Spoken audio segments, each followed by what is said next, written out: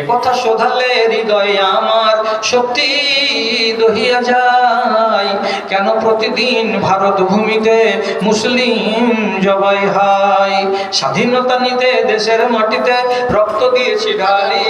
মাঝার দোকানি এর আগে দিয়েছিল 5,000, এখন আবার দিয়েছে 1,000। আলহামদুলিল্লাহ, মাশাআল্লাহ। আমার ভাই দোকানি সাহেব আমারও হাতে 1,000 টাকা দিলেন, তার আগে 5,000 দিয়েছেন। রব্বে কারীম। ছাত্রী এবং ছাত্রীদের গার্জেন মিলে 15,000 টাকা, 15,750। এটা মহিলা বিভাগ থেকে। আর ছেলেদের গার্জেন পক্ষ থেকে 30,000। মাশাআল্লাহ, আলহামদুলিল্লাহ।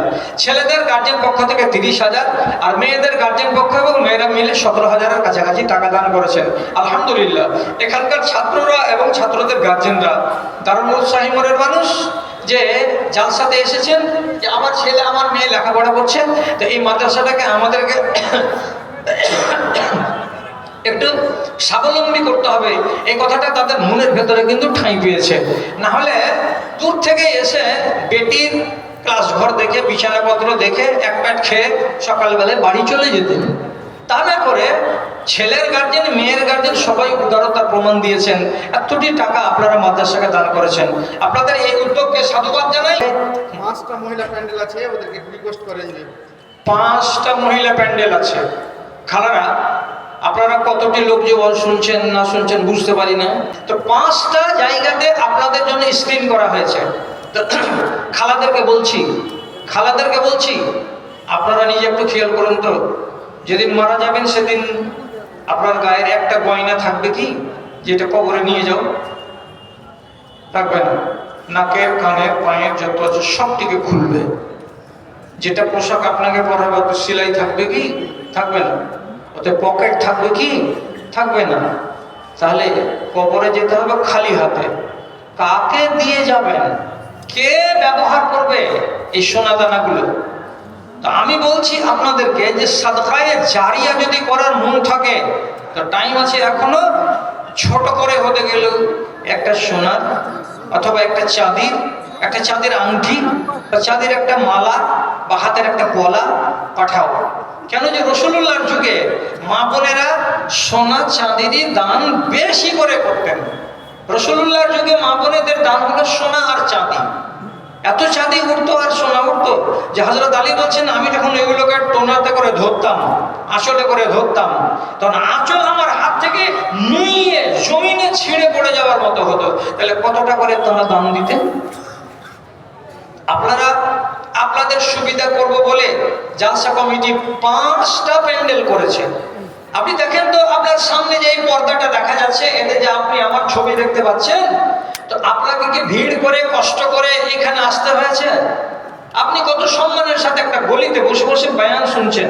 এরপরে আমার ভাই আরেকজন আসবেন, মুক্তার সাহেব, আবার ওখানে বয়ান হবে। পালিয়ে যাবে না। কিছু পুঁজি নিয়ে কিছু কথা পেটে করে মাথায় করে বাড়ি যেতে হবে। কিছু কথা বললাম, শুনলাম, শোনা হলো, এখন দানের পালা এসেছে। যদি এখন পর্যন্ত না করে থাকেন তো যেগুলো আমাদের আদায়কারী ব্যাগ নিয়ে ঘুরছে, এই নিয়তটা করুন, আমার দিকে তাকিয়ে আছে আমার মরা বাপ, আমার দিকে তাকিয়ে আছে আমার মরা স্বামী, আমার দিকে তাকিয়ে আছে আমার মরা মা, কেউ তাকিয়ে আছে আমার দিকে।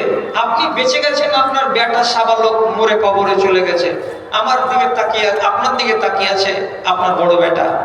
যারা তাকিয়ে আছে কবরে, তাদেরকে যদি আপনি একটু কল্যাণ করতে চান, যে তাদের একটু মঙ্গল হোক, আপনি তাদের জন্য দান পাঠান।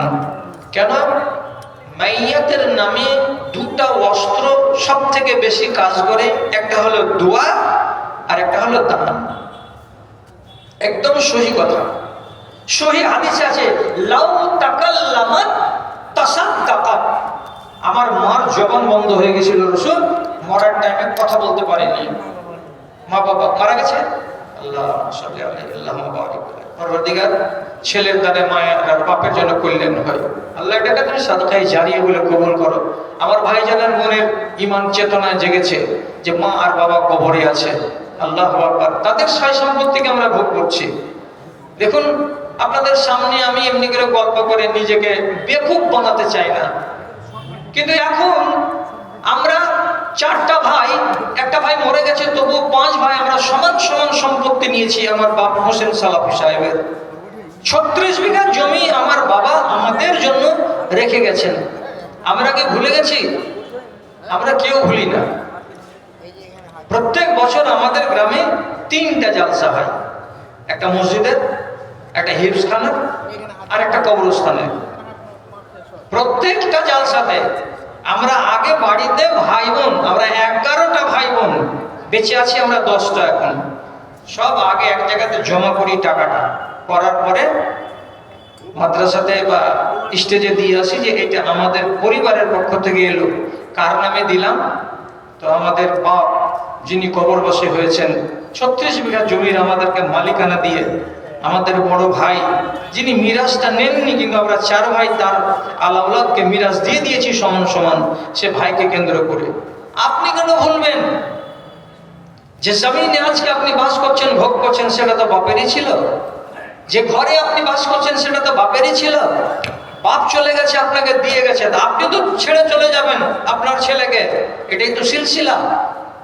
এবং রব্বুল আলামিন বলছেন ইন্নাল আরজা লিল্লাহি ইয়ারযুহা মান ইয়াশাউ মিন ইবাদি, জমিন আপনার নয়, আপনাকে খেতি করার জন্য কিছুদিনের মালিক বানিয়েছি। এত সত্য কথা আল্লাহর কোরআনের। এইটা জমিনের মালিক আমি। কেউ যদি বলে আমার মালিক, এটা আমার জমিন, তা আমার জমিন যদি হয়তো 60 সালে বাপের রেকর্ড কেটে আপনার নামে কেন এলো? ওর তো মালিক ছিল। আপনি মরে যান আজকে, 15 দিনের ভেতরে আপনার ছেলেরা নিজের নামে রেকর্ড করে নেবে। তো কই আমার জমিন? আমার জমিন নয়। রব্বুল আলামিনের কথা বরহাক, আমি দিয়েছি তোমাকে কিছু দিনের জন্য, আর যার উপরে আমার মন বসে যায় তাকে আমি দিয়ে দিই 10 বিঘা, 20 বিঘা, 30 বিঘা, আর যার উপরে আমার মন বসে না তাকে আমি জমি তেমন দান করি না। আমার জমি করে করে তুমি চলে যাচ্ছ। আসলে যে আমি আল্লাহ, আমার জমি, এ কথাটা ভুলার কারণেই তোমরা কি করেছো? পশুর বন্ধ করে দিয়েছো। তোমরা কি করেছো? ফসলের উৎপন্ন ফসলের যেটা যাকাত বের করতে হয় মানুষকে, সেটা মানুষেরা ভুলে গেছে। জানেন কোরআন মাজিদ একটা সাংঘাতিক আয়াত আছে, কালাতিল আরাবু আমান্না কুল লাম তুমিনু ওয়ালাকিন কুলু আসলামনা। আশহাদু আল্লা ইলাহা ইল্লাল্লাহ পড়ে নিলাম, মুসলমান হইলাম, মুমিন হইলাম না। কেন মুমিন হইলাম না? যতক্ষণ পর্যন্ত ইন তুতিউল্লাহ ওয়া রাসূলাহু লা ইয়ালাকুম মিন আমালিকুম শাইয়া, ঈমান যতক্ষণ মজবুত না হবে, অর্থাৎ আল্লাহ রাসূলের কথা না মানবে, ততক্ষণ মুমিন নও তুমি, ততক্ষণ মুসলমান হয়ে আছো। এই অঙ্কে দেখেছি, খেয়াল করেছি সব জায়গাতেই, যখন মানুষের পোস্টমর্টম করতে লাগলাম তো দেখা যাচ্ছে কি আমাদের শেরশাবাদ বিরাদারির ভিতরে 100টার ভিতরে 90 জন লোক মুমিন নয়, মুসলমান হয়ে বেঁচে আছে। কোন রোগে আক্রান্ত হয়ে? ওসরের রোগে আক্রান্ত হয়ে। সঠিক ওসর বের করার মুমিন আমাদের দেশে নেই। সঠিক করে ওসর কি? 20 মণে 1। আপনি দেন 100 মণ ধান হতে গেলে 5 মণ ধান হচ্ছে আল্লাহর। কোনো কথা নেই এখানে, কোনো সমঝোতা নেই এখানে, কোনো ফতোয়াবাজি নেই এখানে, কোনো কথাই শোনা যাবে না আপনার। এটা আপনাকে বের করে দিতে হবে। এমাদুর রহমান দাদির নামে 500 টাকা, আগে 5000 টাকা দান করেছেন, আলহামদুলিল্লাহ। কিন্তু পূর্ণ মাত্রায় মুসলমান আজ পর্যন্ত অসুর বের করতে রাজি নয়। আপনি যদি আল্লাহর একটা আইনকে না মানেন তো শর্ত দিলেন রব্বুল আলামিন সূরা হুজুরাতের 14 নম্বর আয়াতে কি বললেন? ইন তুতিউল্লাহ ওয়া রাসূলাহু। আইনটা কার ছিল দেওয়া? আল্লাহর।